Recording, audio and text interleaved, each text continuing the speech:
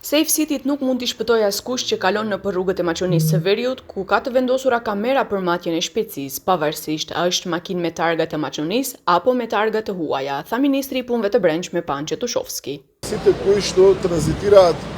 низ коридор 8 и коридор 10 во Македонија, безбеден град, камерите функционираат и работат,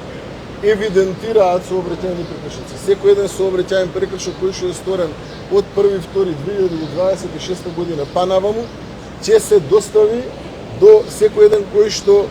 го сторил прекршокот без оглед дали управува моторно возило кое што е со македонски регистарски таблици или пак е со странски регистарски таблици. Министri pohon se nuk do të ketë ndasi dhe se gjithsecili që kalon në Maqedoni dhe shkel ligjin do të gjobitet pavarësisht nga cili shtet vjen. Сам еден апел на сите кои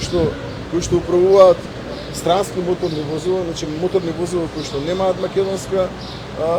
македонска сообраќајна и македонски регистарски таблици, да ги известам дека прекршоците се констатираат и истите ќе бидат за многу брзо време